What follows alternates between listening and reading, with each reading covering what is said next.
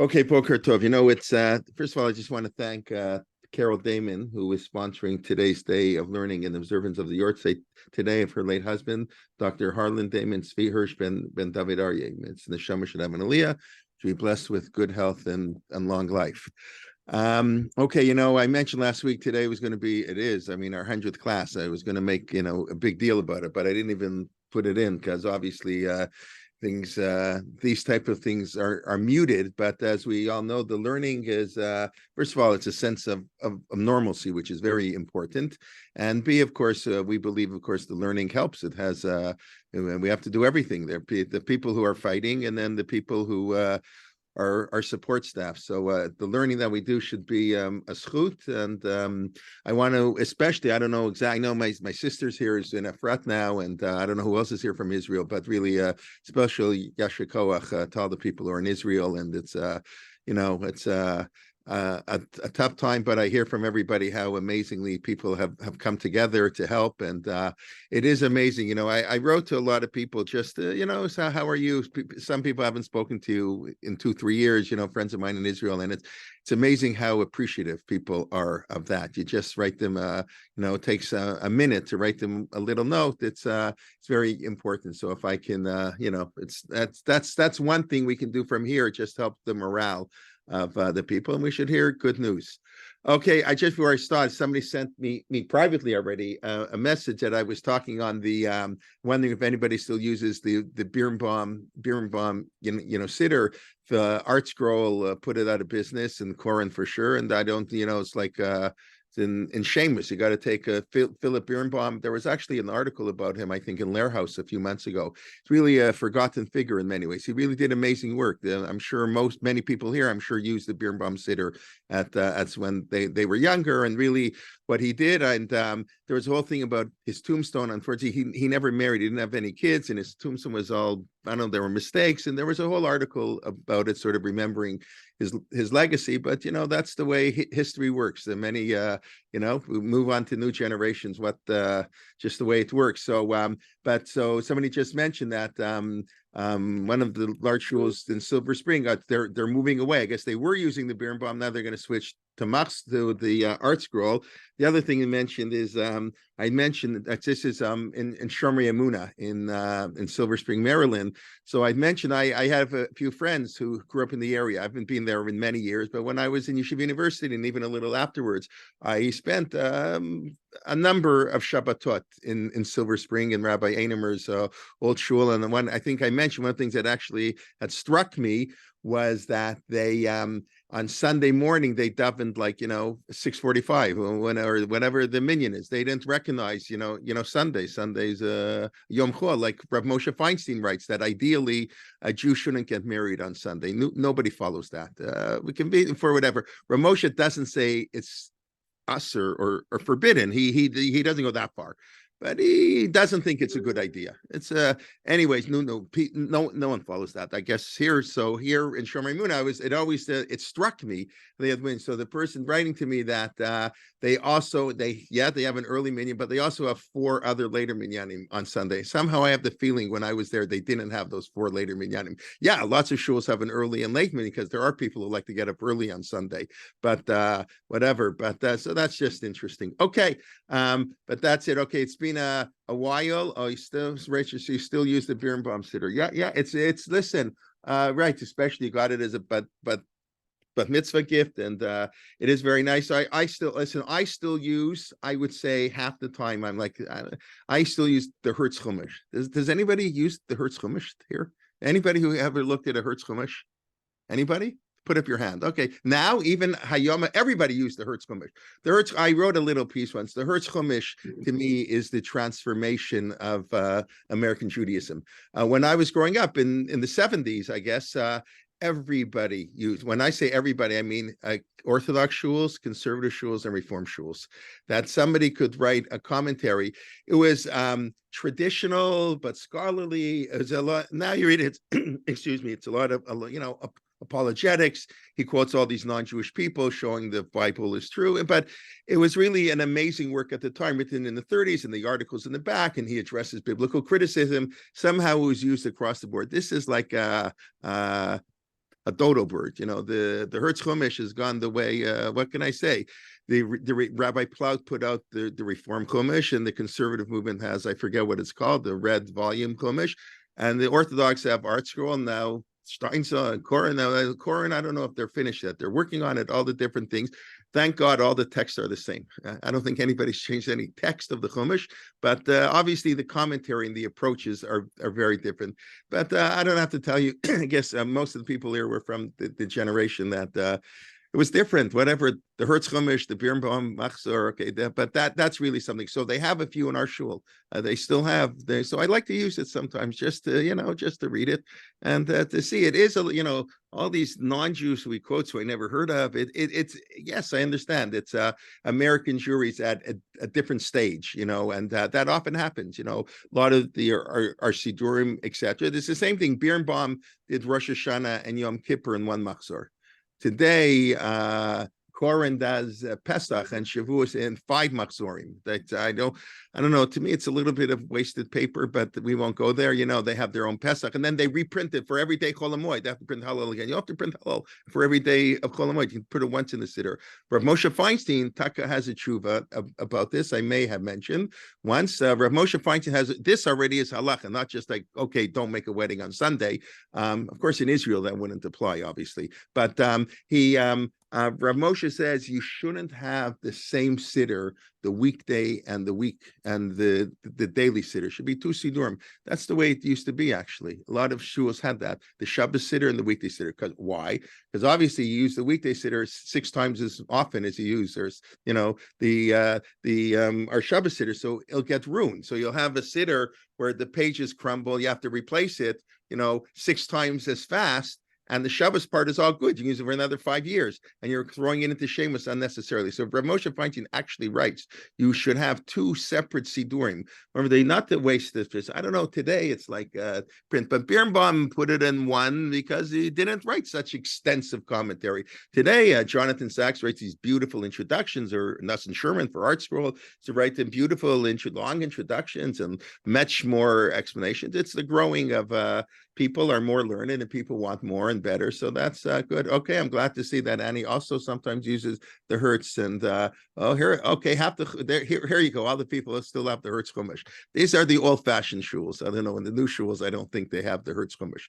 Okay, let's get back. It's been, of course, a number of weeks since we've been doing the Siddur. We've been doing the Machzor, obviously Rosh Hashanah, Yom Kippur, Sukkot, so we'll get back. We were in the, if anybody remembers, I can just probably say what I said 6 weeks ago. Will anybody know? I hope people would know. I hope I would know. I'm not sure I would know, but I have to look at my notes. But so we're in the middle still. Hopefully we'll finish the first paragraph of the Shema.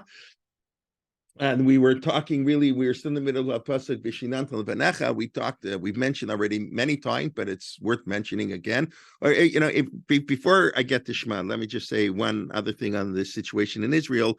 Remember, way at the beginning, we discussed that there's a well-known debate between the Rambam and the Ramban about the nature of prayer. I'm not sure if people have remember this or have heard this in other places. Maybe the Rambam believes that prayer is a biblical obligation every day, once a day, not the way we daven 3 times a day, and you don't need the whole 19 blessings of the Shemona Esrei, but the idea that we say a little bit of praise, we ask God for certain things, and we pray on the Shavach, Bakasha, Hoda, and Thanksgiving, the 3 parts that a Jew has to do every day, and it's supposed to be from the heart, and everybody has their own prayers, and and we discussed how that developed into our siddur. But that's a biblical obligation to pray every day. Almost everybody disagrees with the Rambam. The Ramban, Nachmanides, living 50 years after the Rambam, says that prayer is a rabbinic. Prayer is a act of chesed. I've mentioned this many times because I love this Ramban. That prayer is an act of kindness of God. That God allows us to pray. What right do we have to pray? It's a beautiful idea. If we could internalize that we have the opportunity to pray, I think it's hard, and most of it, prayer is a burden at times. So that's whatever the Ramban says. It's a gift of God, except in an Eitz Sarah, except in a time of great need, as the Torah says, "V'chi tavo milchama b'artzachem." In Parsha Balocha, when there's a war in your land, you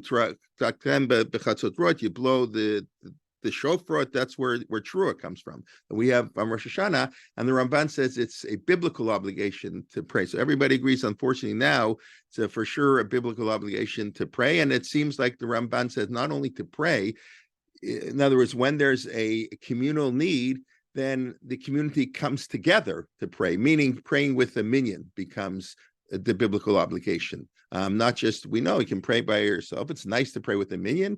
As I mentioned many times, it's not because you can answer Baruch Hu and Kedusha, and it's not related to men or women. Women and men are equally obligated in prayer. Okay, yes, obviously the public roles of prayer are different, but the obligation to pray is no different. Women don't need good health and long life and wealth and peace and justice. So we have to pray equally. There may be reasons, okay, people are busy, it can be men or women. There may be good reasons you don't daven with a minyan, but davening with a minyan, and there are certain communities where the women are whatever, young girls especially often will go to minyan. That's a beautiful thing. The main reason we go to minyan is because we believe God answers the prayers of a community much more than individuals. Individuals, we're sinners, we're nobodies. As a community, we're amazing.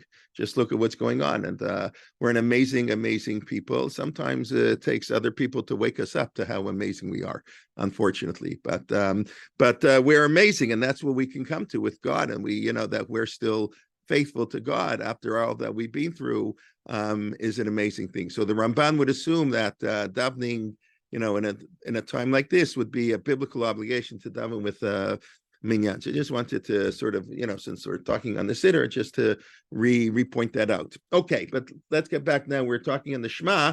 So I mentioned that the simple reading of the first paragraph of Shema, of course, is that where it's talking about learning. We're not talking about saying Shema. In other words, the idea of b'shachlecha uvkumecha, when you lie down and when you wake up, that's learning Torah. B'shinantan levanecha, you should teach your children v'dibarta bam, and speak in Torah, teach and talk about it. B'shita chavitecha, when you're at home, when you're going on the road, and when you lie down and you get up. So that's really talking about Talmud Torah, which is one view in the Gemara that holds that Shema is only a rabbinic obligation. When you tell that to people, often it's startling, because I think everybody from kindergarten, everybody knows like the basic mitzvah of a Jew. You have to say Shema twice a day. Obviously, Rabbi Akiva died, and so many people went to their deaths saying Shema. It's like the most important thing. What do you mean it's a rabbinic mitzvah? It's like but that's one view in the Talmud. We do accept the view that it is a biblical mitzvah, but that's H Rasha. That's like an additional layer of reading of the verse, because like I said, it's clear. It's talking about learning. It's not talking about saying Shema. We were in the middle of that. We spoke about the mitzvah to learn, and I'll just say there's a mitzvah to learn Torah and a mitzvah to know Torah. We, thank God, we've done an amazing job at both. And talk about the maturation, new Siddurim, new Chumashim. That's because we do an amazing job at learning Torah. The day school system is the crowning glory of the American Jewish community that we built up, hundreds of thousands of kids. Our grandparents, I don't know, depending on how old everybody is, your parents, maybe some of you didn't have an opportunity to go to a day school. So that is really amazing. The growth in learning is phenomenal, and the growth in knowledge is phenomenal. But I would say a lot of the growth is in learning Torah, not so much in knowing Torah. That's often, when I remember a piece in Daf Yomi is amazing for the mitzvah of learning Torah. For the mitzvah of knowing Torah, it's not so great, because most people, unless you're going to spend 5 hours a day on Daf Yomi, and that's not normal. Nobody has that time. I mean, very few people have that time. So it's too fast a pace. You can't really remember 98% of what you learned, but okay. So at least, but you're learning every day. You pick up some things. You'll remember it 7.5 years later. You'll remember they once spoke about that, whatever. But there are really two distinct mitzvot. Rav Zevin talks about that when the Gemara says that you can fulfill the mitzvah of learning Torah by saying Shema every day, right? That's exactly what we're talking about. By saying, that's one opinion of the Gemara. You have to learn Torah. That's a mitzvah. Okay, I can learn Torah. I read a verse in the Shema. I've learned Torah. So that we discussed. There's a debate are you allowed to tell that to an ignorant person? Because I don't have to learn, I'll say Shema. Or maybe it's a mitzvah to tell it to an ignorant person. That's always the debate. When make it too easy, do you want to not let people know, or do you want to let people know that? But whatever it is, everybody agrees that only fulfills the mitzvah of Talmud Torah, to learn Torah. You're not going to know Torah from saying Shema every week, but that's okay. Anyways, but let's back to the so we discussed the learning. I want to talk b'shivtecha v'veitecha. I'm pretty sure that's where we got up to. I'm sitting in your home, and it reminded me what Rav Soloveitchik used to talk about his grandfather. Rav Soloveitchik talked about his grandfather a lot. I don't think, as far as I know, I'm sure people know better than I don't know if I had once heard they only met him three times in his life. I find that a little hard to believe, but it's not like he talked to his grandfather every day, that's not the way it worked. His grandfather died in 1918. The Rebbe was born in 1903. So he was 15 years old when his grandfather passed away. I don't exactly know how much day to day. The Rebbe's real Rebbe was his father. I mean, he talks about it all the time. Rav Moshe was his real Rebbe. Rav Chaim created the whole system that his father used. But he would talk about his grandfather that when you sit at home and when you go out on the street. And he would say most people are different. Their Judaism is very different in the home and when they're on the street. And Rav Soloveitchik said that's normal. That's not like, it's just human beings. Like, you're going to act, outside you're a little bit more careful, and there's social pressure and all kinds of other things. But in the privacy of your home, it's very different. And but the Rav would talk about the greatness of his grandfather. He was the same. That his Shmon Esrei, I think that was one of the examples he gave, would be the exact same length of time, whether he was at home, davening at home, or davening in shul. I can tell you, when I daven at home, my Shmon Esrei is much quicker than when I'm in shul. At home, it's almost like shouldn't say it, but more like a burden, and just like get it over there. I got it daven, like something Miss Minion, whatever. But when you're in shul, it's a whole different thing. It's so it's very hard to be the same. But that was a special quality in general, how he acted. He didn't put on sort of this like public image and private image, which a little bit is understandable. The Rabbi used to talk about that, the part of the greatness of his grandfather. The Gemara says that the Rabbi Akiva, when he would daven, and here's the opposite, that great rabbis have this problem. That when I remember one prominent rabbi, I don't want to mention his name, just whatever. He probably wouldn't mind, but I remember I heard him say that the day he became a rabbi is the day he stopped davening. Because he's running the shul, they got 5 minyanim, or probably 8 minyanim in the shul on Shabbos, and he's going for that Dvar Torah Dashkamami, and then he's running around here and quiet, think about a sermon. It's hard to daven. And then you can't daven too slowly because the shul waits for you. And it's not nice. It's a tircha. It's a burden on the community when the rabbi takes an extra 5 minutes than everybody else. And sometimes the rabbi says, sometimes Rosh Hashanah Yom Kippur, maybe you daven in such shuls, where the rabbi will tell the chazan not to wait for him, because he wants to daven slowly, let's say Rosh Hashanah Yom Kippur. But on a Monday morning, it's not going to work. So rabbis have to daven a little more quickly. So the Gemara talks about how Rabbi Akiva, when he davened at home, you would find him, he would start in one corner and in another corner, which is interesting. You're not really supposed to move around, but I guess he was so intent davening, he didn't know what he just was so involved. He didn't even realize he was moving around. Whereas what was it? Like, just looking at the comment for a second. Hold on. But when he davened in shul, he would daven much quicker because he didn't want to be a tircha on the tzibur. So Debbie's pointing out and just saying that davening home is quicker than in shul. I feel the exact opposite. Related to females. So that's a very fascinating comment, because I can totally get that, because if you're behind the mechitza, and especially if it's not a friendly mechitza, you feel that's a very important point. I don't even know what to say about that. I don't know what to say. I believe we have to build friendly mechitzas. You have to build mechitza today where you can't tell what's the men and the women's, section. That's really the ideal mechitza. The Sridei Eish already. Rabbi Yaakov Yechiel Weinberg talked about it. I know it was true in the 50s, where he has one shuva that you're not allowed to make your son's bar mitzvah fancier than your daughter's bat mitzvah. It's haflaya, I think that's the word to use, discrimination. What do you mean? You're going to make a big party for the boys and not for the girls? Whatever money, whatever, whatever 200 people, however you invite for the sons, the bat mitzvah should be just as glorious as a bar mitzvah. So for somebody to write that 60 years ago, 70 years ago, that's an amazing thing. When bat mitzvahs, Rav Moshe was no fan of bat mitzvahs. Okay. But so he also writes I don't think they had mechitzas like this in his lifetime. He writes the mechitzah shouldn't be, it should be where the women feel they can see. You go to some shuls, you can't even see. In the Altnai shul in Prague, they didn't even have a mechitzah. Then they built a hole in the wall because woman went to shul. It's a different world. So you have to have a friend mechitza. Today, the best type of mechitzot, I believe, are the mechitzot where you tuck a walk in, and the shul is split mamash in the middle, including the bima. And sort of half the bima is on the men's section, half the bima is on the women's section. I know people being in shuls, Torahs like this, and you wouldn't know what's the men and the women's section. So then everybody's equal, Okay, I mean, I'm not the woman davening, whatever. That's a whole different issue. But I think what Deb was saying is a very important point that people should be cognizant. The women feel less involved in shul, and Simchas Torah is a big example often of this, for sure. So I won't go there, but it's a big deal. On the other hand, I will say that sometimes it is the opposite. I do agree with you. Usually when I daven at home, I just chuk, but sometimes, and this was true at the beginning of COVID, and it's even true sometimes today. It tends to be more with Mincha Mari, but sometimes when I'm at home, I just can concentrate better, or I don't have to worry. Because it's true, minyanim. There's the joke, a minyan. One of the minyanim in our area, they used to joke. The minyan is for people who can't. What is it?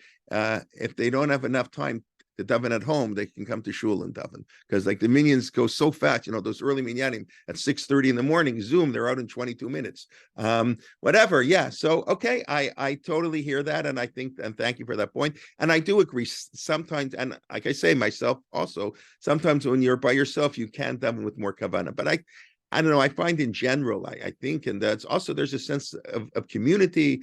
When you're the shul, but okay, everybody has their own idea, and that's, by the way, would be a fascinating question, right? People who feel they can daven better at home, is that more important than davening with a minyan? I don't want to get into sort of that like halachically or anything, but I hear that, and maybe we need both, and so thank you for that. But anyways, what the Rab pointed out, Rav Chaim was the same, and most people can't. We're different when we're in crowds. We're social animals, and we act differently when we're among other people. Okay, another thing just to point out. So we say, so you can say Shema, doing a somersault. The Gemara talks about however you're walking. You're walking in the street. The Gemara gives examples of people saying Shema on top of a tree. Why would somebody say Shema on top of a tree? They're tree climbing. Well, why somebody tree climbing and he's going to say Shema? He got up in the morning, he forgot to daven. They're picking fruit. Sorry? Maybe they're picking fruit. Yeah, why are they picking fruit? They're working. Before picks fruit, no? They're working. Work at sunrise. Working, right? That's it. You want to daven, you can't daven on your boss's time. It's your problem. Yeah, you're from on your own time. Don't be from on the boss's time. So in the Mishnah, people went to work before the crack of dawn. It was too early. You can't say Shema until you can recognize somebody without lights. That's the generally accepted view, but a distance of 6 feet, which we assume, let's say, is 45 minutes before sunrise. Davening Shmona Esrei, theoretically, you can say at Amud Hashachar at dawn, which we assume is 72 minutes before sunrise. But Shema requires a little bit later. You normally say it together, but you don't really fulfill Shema until about a half an hour after the earliest time to say Shemona Esrei. This is an important question. In the winter, I don't know if they're going to keep daylight saving time. Have they decided yet? They're talking about keeping permanent daylight saving time. If they do that, davening will be a big mess, because when sunrise is at 9 o'clock, I don't know when people are going to daven. But anyway, so people would go to work and they couldn't daven. Then we get close to sunrise, so they want to say Shema. They can't get off the tree. You can't do that. You're picking apples. So okay, you can say Shema. we let you say Shema, but say it on the top of the tree. Masha ein came bitfilah, but for davening you can't do that.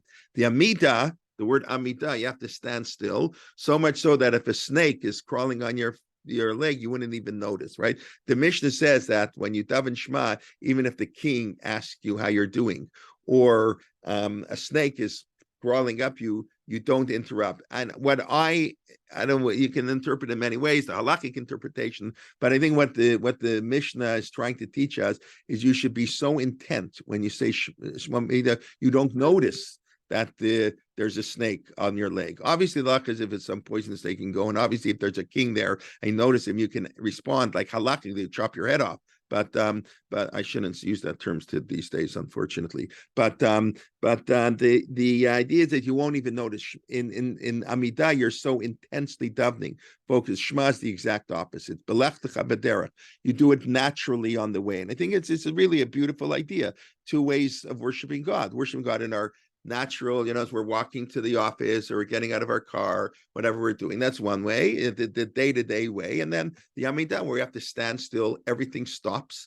We have to totally focus. So the Shema and Shemon Esrei in these ways are very opposite forms of getting close to HaKadosh Baruch Hu. And that's the Gemara talk, just normal. You can walking in the street, you can say Shema. And in the Mishnah has a lot of examples because it was much more necessary. Today, our schedules of life are very different, so people don't have that issue that they can't daven, they have to before the crack of dawn. It's not usually an issue. So, but that's when you lie down and when you get up. I don't know if we mentioned, have we yet to discuss? I really don't remember Rabbi Tarfon's view that does not just mean at night and in the morning when you're going to sleep and when you get up. It means how you have to say Shema. That you have to say Shema at night lying in bed, and you have to say Shema in the morning standing up. It's a posture thing, and we know, everybody knows that. People, how you carry yourself, how you stand impacts on how you do, even if nobody sees you. Like, I don't know what all the rules are on radio shows, but I think some of the radio announcers, they used to have things they had to wear in the olden days. They had to wear a suit and tie too, because how you dress impacts on nobody sees you on the radio. It doesn't matter. There's certain, when you're in a certain posture, you act a certain way. So Rabbi Tarfon is of the opinion, good, I'm glad they're not going to change it. Too many opinions, protests for that. But so Rabbi Tarfon says you have to do lying down and saying up. It's like an amazing thing. And then the Gemara, I'm sorry, that's not Rabbi Tarfon, it's Beit Shammai. Beit Shammai says that in the first parak in Brachot. The Mishnah then continues that Rabbi Tarfon, who is a student of the Beit Shammai, he followed the approach of Beit Shammai. He was walking in the street once, and it got dark. The Gemara didn't like when people went out at night in ancient times so much. It was getting that he had to say Shema. So he lied down on the street, and he says, listim, burglars, robbers, whatever, almost killed him. So he came in, he came in telling all his colleagues, look how beautifully, how intense, I love God so much, even though I was walking in the middle of the street, I lied down in the street so I could say Shema lying down in the street. And the rabbis basically said, I'm saying it in a not nice way, you're an idiot. He said, you should have been killed. That you violated Beit Hillel. What, are you crazy, out of your mind, putting your life at risk to lie down in the middle of the street, in the middle of the dark? No, that's not aHeder mitzvah. It's an amazing thing. The whole exchange is fascinating, but that's in the first parak in Masechet Brachot, where the Gemara talks about that. But it's an interesting thing that is your posture is very important for how one says Shema. We, of course, obviously don't follow that view of Beit Shammai. And in other words, each one, and then they have to interpret how does Belech Chabaderech mean, but we follow that. I mean, it just means say it in the morning and in the evening. And as I mentioned, Shema is pretty much the only mitzvah we have, the only ritual that we have to do morning and in the day and the night. Every mitzvah is either a daytime mitzvah or a nighttime mitzvah. We don't have any mitzvah that are both. Having matzah is only at night. Sitting in the sukkah is only at night, the obligation. Most mitzvah are only in the day. Shofar, lulav, korbanos, most mitzvah are only in day. Even what about benching? benching is not, it's not connected into time, and any mitzvah that has a time component to it. Benching is when you eat. Staka is day and night, and mezuzah is day and night.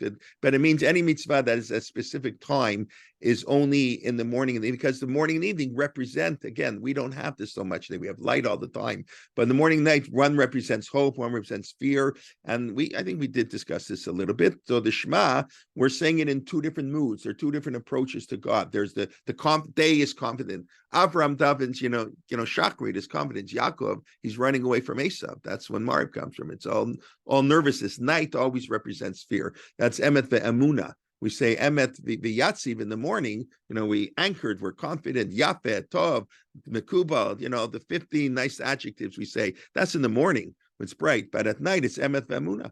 At night it's more faith. And of course you can say, like now, the daytime can be like the night also, and then we pray at the Seder. We say that the night will be like day. There was in the redemption, and things are going well. The night turns into day, and sometimes the day turns into night. But really, mitzvot are generally either day or night. And a brit milah even can only be in the daytime. All mitzvot. And so everybody always asks me, Mikra Megillah. So no, Mikra Megillah in the Mishnah. The Megillah was only read in the daytime. The Mishnah makes no mention of reading Megillah at night. That's mentioned in the Gemara only. I don't want to say only in the Gemara, but it means it was a later day. That's how the commentators explain it. It was a later day innovation to read the Megillah at night, and it's less important. The real mitzvah is to read it at night. But anyways, that's we have the Shema. Okay. The other thing I'll just say, when we're traveling. So I just think, when a person travels, I'm saying this now, I started traveling when Torah Motion did all these, started doing trips back in 2011. And I've often mentioned how traveling opens up your eyes to so many different things. It's very important to see the world. Rav Hirsch explained, Shimshon Raphael Hirsch explains that right before Yitzchak was born, Avram moved to Gerar. Right? If you remember that verse, Vayeshev Avram Gerar, so Avram moves to Gerar. So Rabbi Hirsch said, well, who cares? Like, why does Torah say move to Gerar? So Rav Hirsch explains that Gerar was like a capital city. It was like that was the big thing. Avram was living in a hick town, and he didn't want Yitzchak to grow up in a hick town. It's an amazing idea that he says. It's important to be exposed to, grow up in a whatever. You know what I mean? It's the reason that Jewish people had to be slaves in Egypt. Why do we have to be slaves in Egypt? Why not in who knows where? Because Egypt was the most advanced country. God wanted us to see the most advanced country in the world, because the Jewish people are supposed to be the most advanced people. This is our wisdom. We spoke about that. Atahareta is right near there, because this is our wisdom for the nation. The patient, wow, the Jewish people are amazing. And so we had to experience greatness. And so we had to go to Egypt. There's lots of greatness. At the same time, we also have to realize that greatness in technology and architecture and pyramids and all that has there's no correlation between greatness in morality, Germany, and we all know this. So both those lessons are crucial, but God wanted us to see the greatness of Egypt. So Avram moved to Gerar. Traveling, seeing other things is very good. It opens the mind, it exposes you. And I think that's really, this of course, the more broad interpretation of Beleftecha B'derech. You want to worship God, you want to accept God, travel a little bit, see the world, see God in different manifestation. And one of the things that I've gained so much from the travels, and before we went, I'm not complaining at all. I never had a big desire to travel. I didn't go to, I was in Europe once. I had been nowhere really. I'd been to Europe after my year in yeshiva and right after we got married. And that was the only 2 times I was in Europe. And I had only been in England. I hadn't been to anywhere. I went to Israel and to New York and Florida 3 times in my life or something.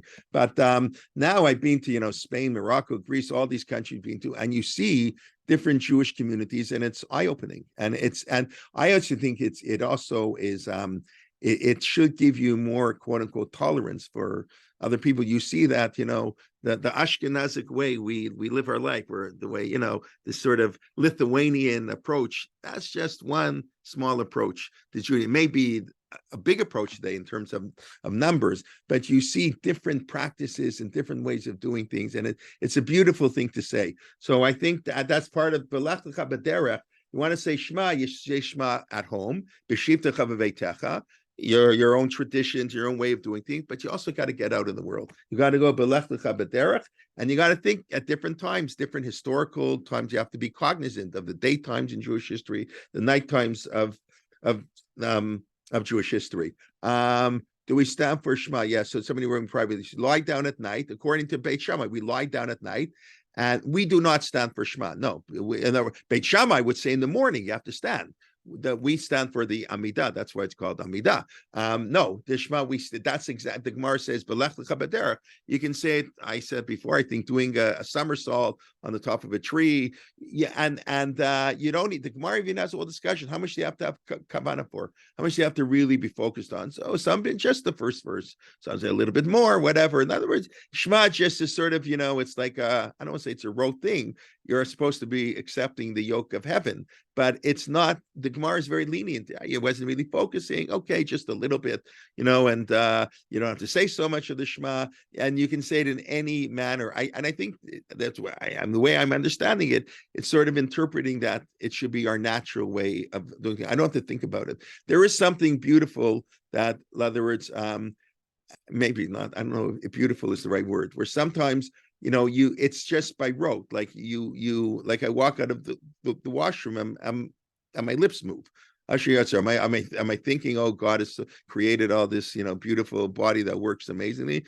No, it's just sort of like, I don't even know what I'm saying. Did I say? It's just sort of an instinctive reaction. So on one level, that's very nice. I remember, I think when I was in yeshiva, if I'm not mistaken, I think it was Rabbi Parnas once mentioned, I think I heard the story that it was a Rabbi in yeshiva. I don't think he's well now. I think he's still living, but would be in his 90s probably by now. But he was, when I came to yeshiva, he was a Rabbi there. And I think it was he who said that he was davening mincha when he found out his mother died or something. Like they whispered in his ear in the middle of davening, and he sort of had a whole debate.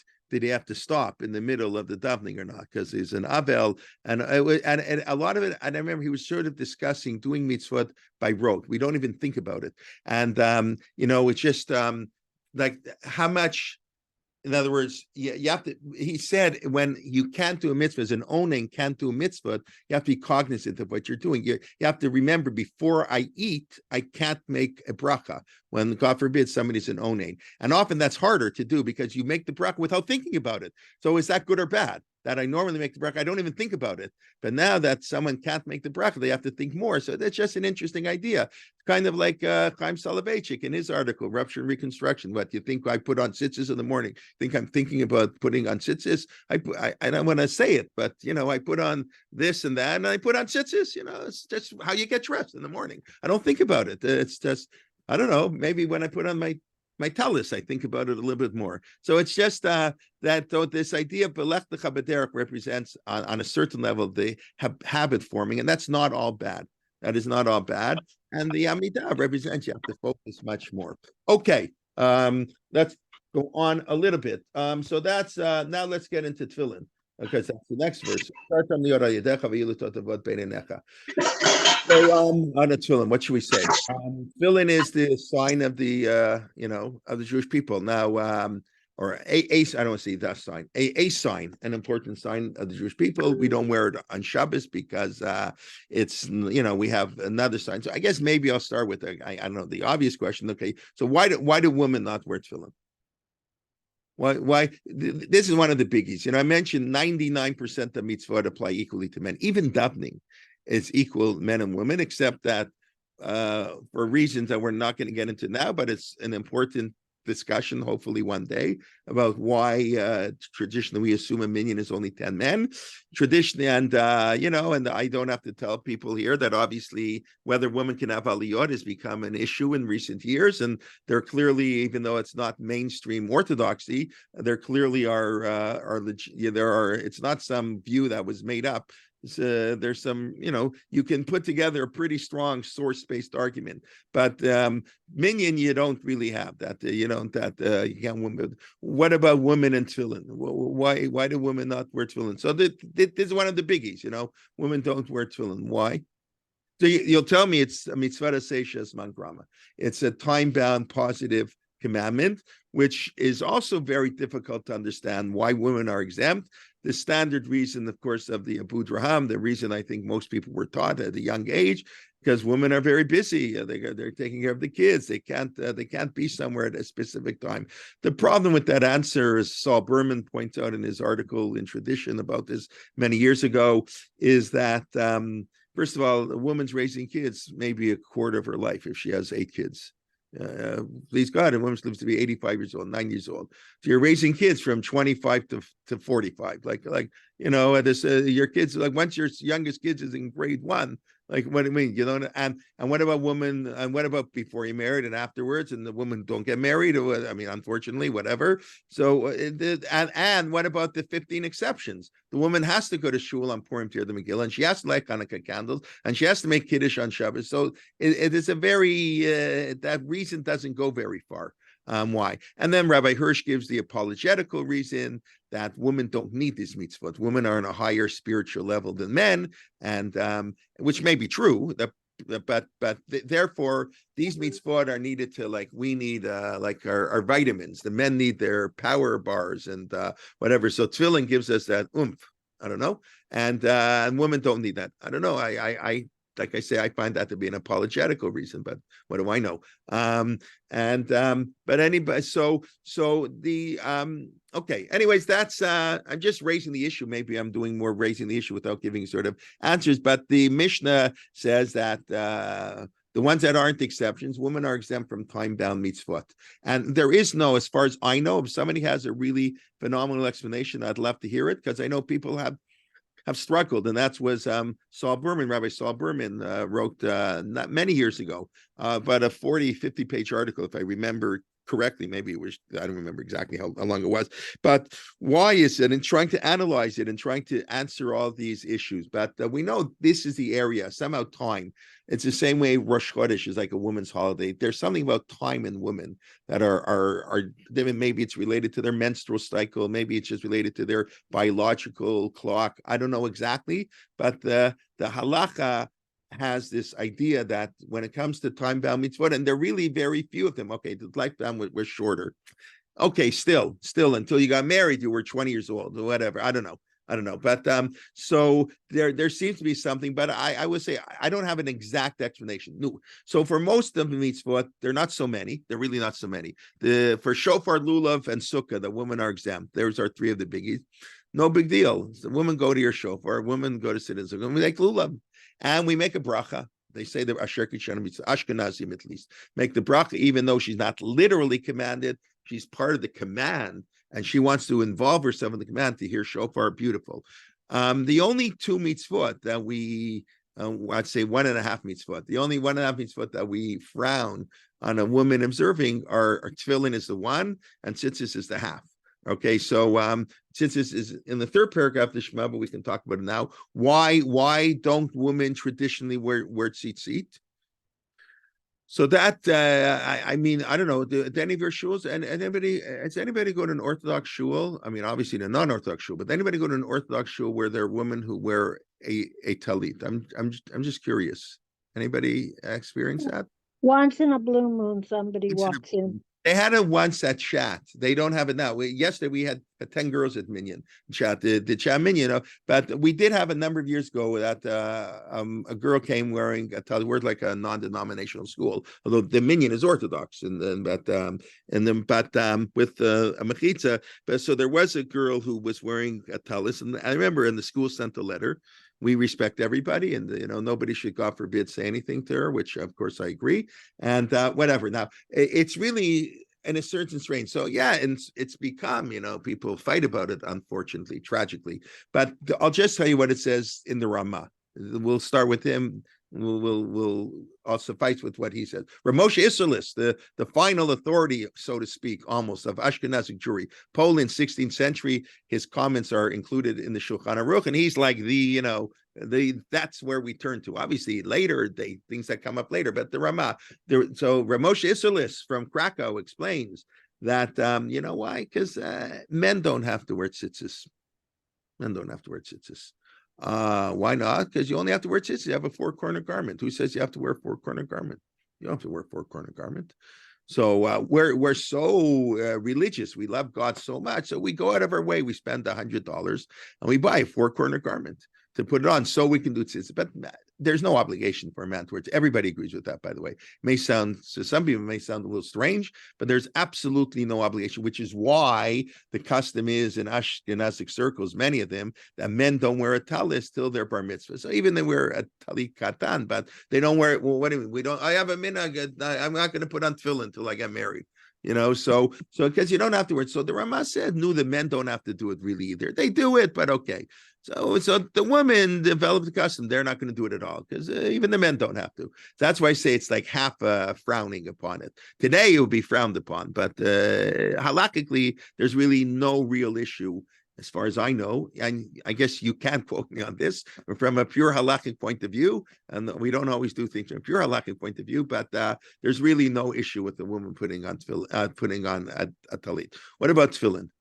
So everybody knows, I'm sure most people know, Rashi's daughter put on tefillin, right? And Micha bat Shaul, the Gemara says, Micha, the daughter of Shaul HaMelech, put on tefillin. And there's a debate, is that a good thing or not a good thing? That's really the issue, if you want to read about it. Maybe it is good, maybe it's wonderful. Woman puts on tefillin if she wants to.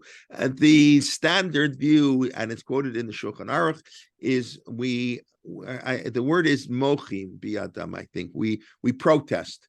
It's not forbidden, because how can you say it's forbidden for a woman to put on tefillin? It's not forbidden, but it's not a good idea. We'd say, no, don't do it.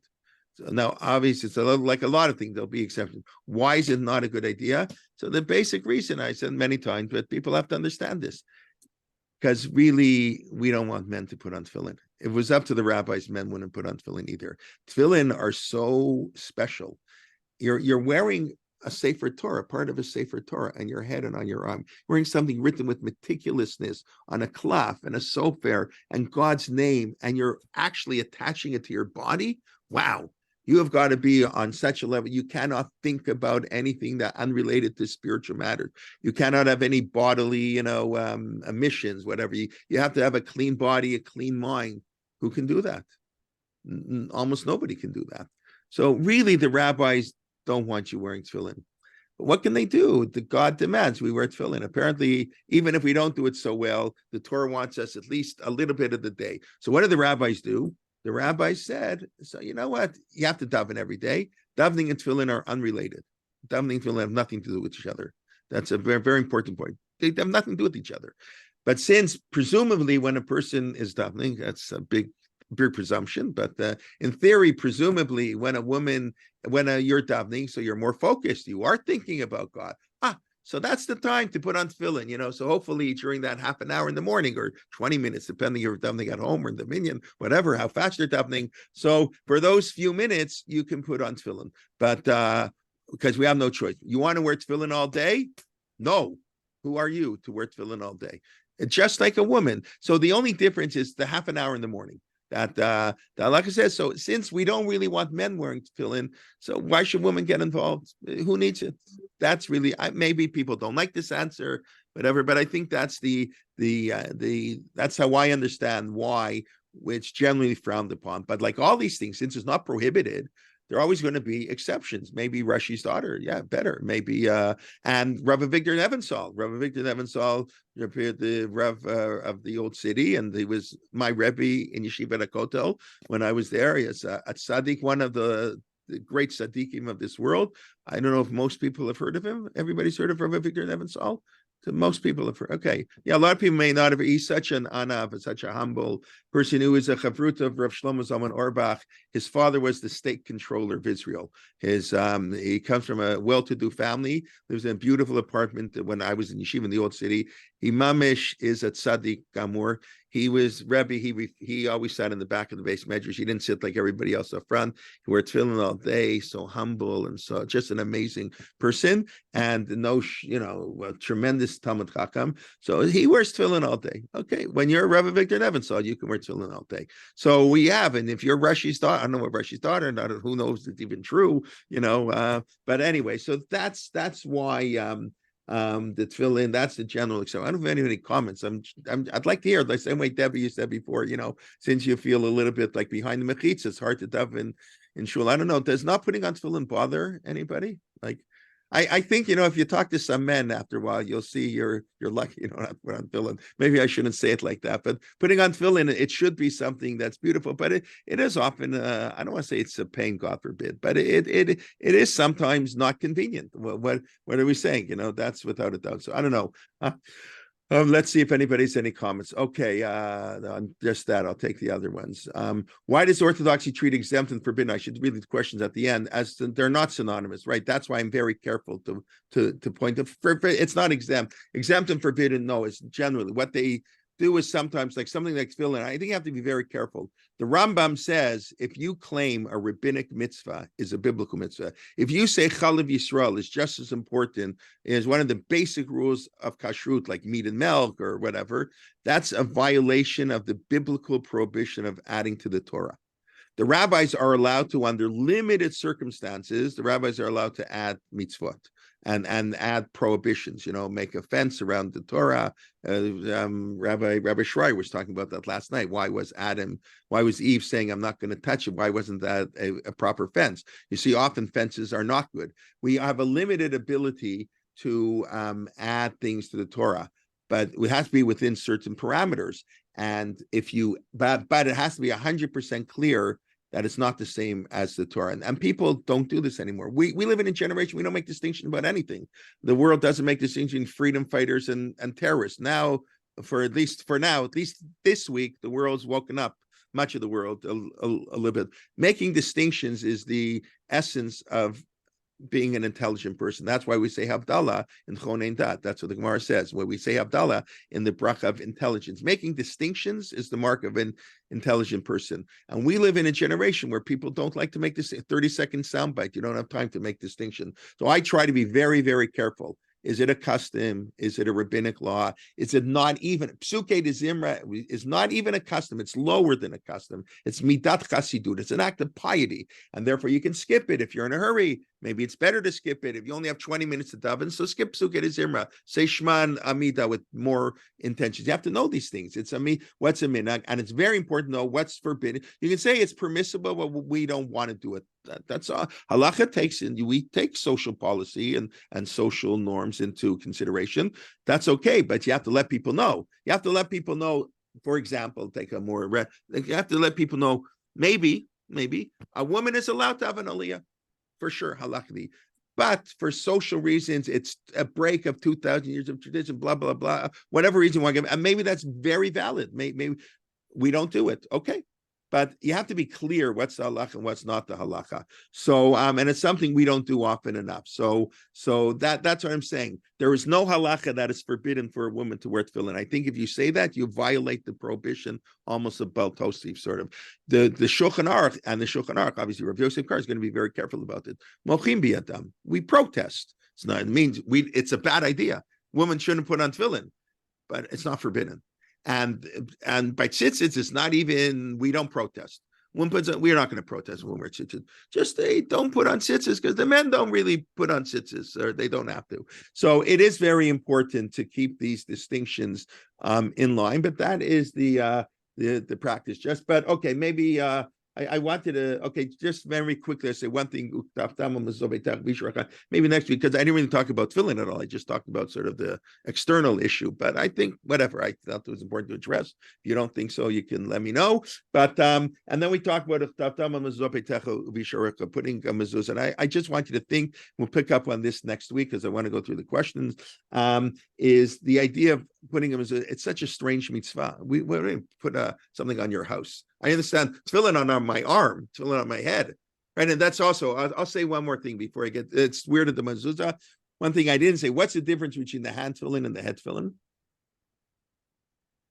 What's the basic difference between tefillin on the hand and The order of the parashiyot? No, that's a machloket Rashi and Rabbeinu Tam. Everybody asks what happened before them, what the order of partial, but the order the same in the hand and the head. Separation into 4 different parshiot. Right. The head is in four what's it called? Not parchments. I guess it is 4 parchments in 4 compartments. Compartments. Thank you, Rabbi Alman. Yes, in 4 compartments, and the hand filling is just one long cloth written up. Well, what's the difference between that? I think so. I just heard one beautiful idea, and the idea is that when it comes to the hand represents action. What we do. All Jews have to do. I mean, we have our own customs, but we all follow the same Torah, the same halachic system. Please God, hopefully. So the hand represents. It's all we're all together. The head, we think very differently. Each buddy got 4. I sometimes don't agree with myself. We everybody thinks differently. We want people to think differently. Yeah, actions. That's okay. We have to have a system because otherwise our community falls apart. So the halacha demands a certain sense of obedience. But when it comes to thought, people are very different how they think, and we extol that. We think that's a beautiful thing. I don't know. I just think I think it's a very simple but plain idea. I mean, why is the tefillin like that? The hand tefillin's 1, and the head tefillin are 4. But and then we have a mitzvah on the house. So we'll pick up next week maybe is sort of linking this to, if you want to think about it, maybe come up with good explanation. The only other time really in the Torah besides a mitzvah, the leper of the house, whatever, but the main time we talk about a house is on Pesach. Parak, the 12th parak in Shemot, what Rashi says the Chumash should open with, right? Rashi, why does the Torah not begin with chapter 12, the first mitzvah, HaKodesh Hazeh, and then all on the Korban Pesach, talks about bite. So I think and clearly the mezuzah is linked to Pesach because we had to put blood on the doorpost. Now we put a mezuzah on the doorpost. But we can pick up with this, please God, a little next week. We should hear better news. And then we can move into the second paragraph of the Shema. But let me just see the questions I did not get to, I think. Yeah, so we talked about the Birnbaum at the beginning. Okay. Thank you. After Chumashim are Hertz. Yeah, we talked about that. I use the Jonathan Sachs scoring. Yes. Okay. Kemp Mill Jewish community, thank God, has grown so much. I've been here since the 70s. Yeah. Now we have shul. Yeah, of course. So when I was in Kemp Mill, they probably had 1 million Sunday morning, 6:30, and now they have 5 million. I'm saying it struck me at the time that they didn't have a late minyan. Sunday that's not a Jewish day. Okay, and we assume it's listen, Rav Soloveitchik celebrated Thanksgiving. We assume it's convenient. It's a wonderful thing. I wish Israel had a Sunday. I think it would do a lot of good for a lot of reasons. But no, that's isn't there a mitzvah to teach Torah? Absolutely. I would even say the Torah always describes the mitzvah to learn as a mitzvah to actually teach. V'shinantan lefanecha.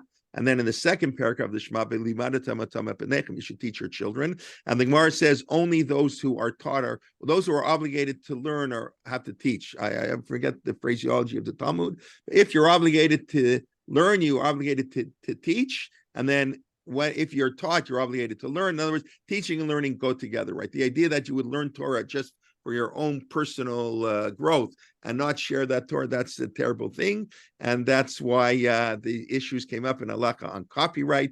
Can you copyright any parts of Torah? And a lot of people were not so simple. That was the big debates when the printing press was first invented, and people had to spend a lot of money. That was the famous tshuva of the Ramah and the Katzelenbogen families. Big issues. I have to look it up again, all the details. But in the Mishnah Torah, somebody printed it, and somebody came in and printed a cheaper version. They put cherem, all the haskamot before like the 20th century. The haskamot, that the rabbinic approbations at the beginning of the books were copyright laws, that this person invested a lot of money and no one is allowed to buy another version of the book. And that wasn't done. In other words, in theory, we want to disseminate Torah, but the feeling was if you spend a lot of money printing, no one will print the book if you're afraid somebody can use your technology a little bit better and then print it for a lot cheaper. But the idea is to spread more Torah.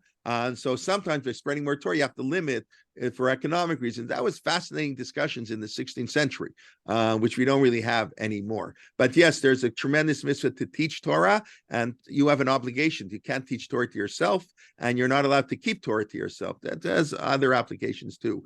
At home being quicker, yeah, that's what we spoke about. I don't know where I get check marks here. Interesting. The one-on-one private conversation with Shem lends itself to taking long. Absolutely. I hear that and I agree. And I think in many ways it's very beautiful. Okay. That some people are more inspired when they're alone and some people are with shul. But the idea is the minyan, even if you're a little bit less inspired, the minyan has an impact that it's Klal Yisrael come together. They will not changing. I hope not, right? There should protest, right?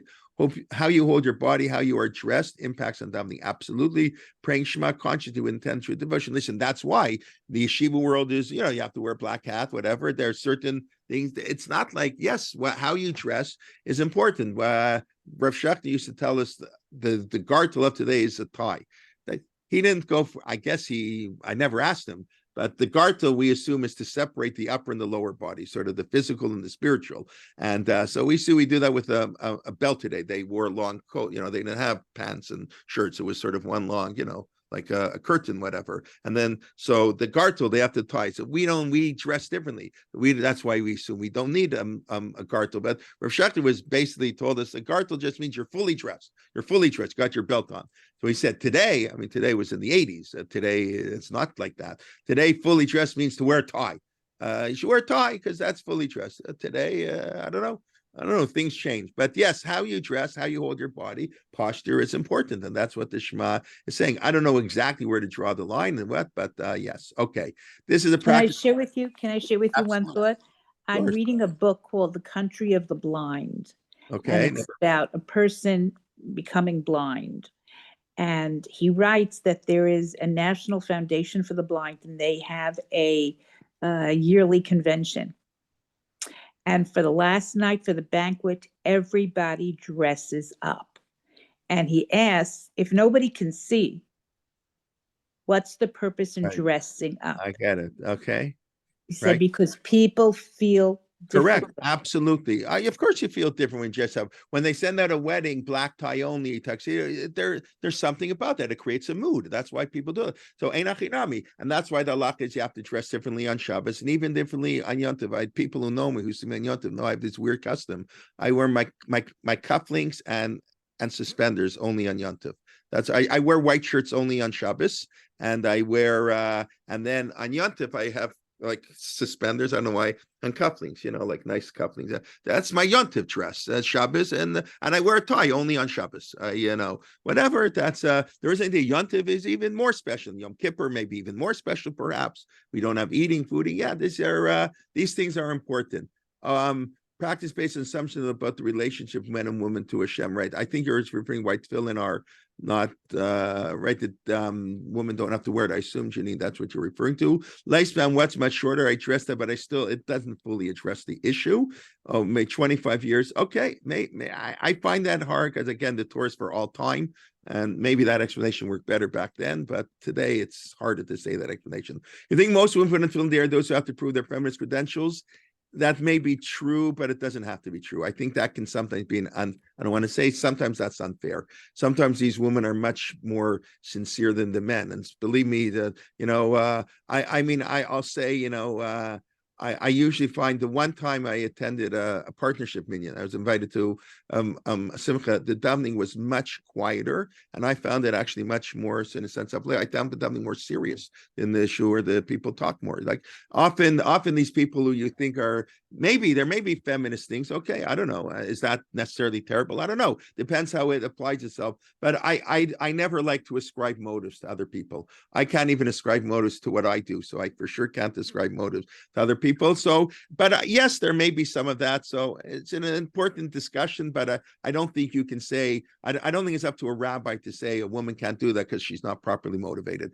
You yourself have to decide, am I properly motivated? When we discuss, you should do a chumrah, stringencies, only when we're doing the basics. When you ask Rav Shechter, she do the stringency. Say, are you on that level? Are you doing the basic? That's up for you to decide. Nobody else can decide where you should be, where you should put these stringencies. But okay, we discussed exempt, forbidden. Men need tefillin to connect their brains with their hearts. Women don't need that. Yeah, that's what I was saying. Is basically Hirsch. Even that's maybe it works for some people. I think some people would reject that answer. I don't know. The Torah doesn't tell us, but yes, listen, men and women are different. That's what the Torah is saying. Obviously, men and women are different. That's why this week's Parsha, God created man and then he created woman. Is there connected? Okay. Kriyat Shema Alamita, sort of. Kriyat Shema Alamita, no. In other words, we say Kriyat Shema Alamita when we go to bed at night, but it's not, you don't have to say it lying down in bed. That's not a part of B'Shavachah. The Gemara discussed to extra protection and etc. And according to Rashi, when you say Shema early in the summer, when you daven at the 7 o'clock minyan in the summer, you don't have to repeat the whole Shemona Esrei. Kriyat Shema Alamita will fulfill that obligation. That view is not generally accepted, but Rashi in the first page of the Talmud, Bracha 2a, that's what Rashi says. Well, they always used to daven early, and then in Europe they did it all week because people didn't go out at night. So when they say Shema, you have to say Shema at night. It's okay. They say Kriyat Shema Alamita. It's one paragraph is fine. Today they normally announce in shul you should say all three. Okay. The Shulchan Aruch 37.2 brings that no longer custom. You're correct. That's right. Because of that, we're not supposed to wear tefillin all day. I don't think it was in the Middle Ages, people were tefillin all day. As a matter of fact, Tosfot, I think the Bali Tosfot talk about many people in France and Germany didn't put on tefillin ever at all. It was a neglected mitzvah for a lot of people for a lot of time, tefillin. Interesting enough. A person should try to wear tefillin, in theory, to wear tefillin all day, but it's not a good idea. So, and if men could wear tefillin all day, probably women, there'd be less hesitation to allowing women to wear tefillin. In other words, I think the two are connected. What about putting the handful in the left hand? And so, you know what? I have to go teach in 5 minutes less. So, if you're left-handed, we'll discuss why does somebody put it. Let me just mark that down. Why do you put tefillin on our weaker hand? I mean, the right, left-handed person. Yeah, it's interesting. Okay, very. Please, God, I'll just mention that for a couple of minutes next week. In the Reform Shul davening, do bat mitzvah girls wear tefillin in the week? I have no idea, and I would hope they would, in a sense. In other words, but it's like the same way when I'll end with this one story when the Reform rabbi, I think I told you the story, wanted to introduce lulav and etrog to shul, and there was a big fight. The rabbi wanted it, people were against it. Many years ago, somebody told me the story, and he called the Orthodox rabbi. Said, "Do you take lulav and etrog on Shabbos?" And he said, "No, I can't take lulav and etrog on Shabbos." And the person who was an Orthodox rabbi telling me the story said, "What an idiot that rabbi was." So yes, son, these are Reform Jews. They're driving to shul on Shabbos. They have one day yontif. We're going to worry they may carry their lulav and etrog for Amud. Like, are you out of your mind? If the Reform rabbis, they're going to shul for yontif, let them take the lulav and etrog on Shabbos. So you got to understand, you got to know who you're talking to. It's like way Rav Liggins says, we have to have people drive to shul on Shabbos and then stay home and watch television. Everybody agrees with that. That's what Rav Liggins said. Who in their right mind can say it's better for a Jew in Albuquerque? That's what he gives, to stay at home rather than drive to shul on Saturday morning. What they're going to watch television, that's better than driving to shul. Rav Soloveitchik, not to drive. For an Orthodox person, obviously you don't drive to shul, you stay at home daven. When you have to know who you're dealing with. So I would sort of like, if the Reform girls want to put on tefillin, in a sense, you have to realize that's the world we live in. Okay, everybody, we should hear good news. Shabbat Shalom, everybody. Should be really, hopefully that they're learning. We should all improve our davening, our learning, most importantly, our Ben Adam, our interactions with other people, and should be a student Shemayim. We should hear B'Sorah Tova, and I want to wish everybody well. Rabbi Liebteig's class is starting next Sunday. No class this Sunday, so we'll have Mark Shapiro Monday, but we'll send you all the emails, and everybody be well. Shabbat Shalom. Thank you very much. Shabbat Shabbos, Thank you. Shabbat Thank you. Shalom. Good Thank you. Shabbos. Shabbat Bye-bye. Shabbos. Good Shabbos. Thank you, Rabbi. Thank you, Okay, Rabbi. thank you. I got to run. Okay, bye-bye.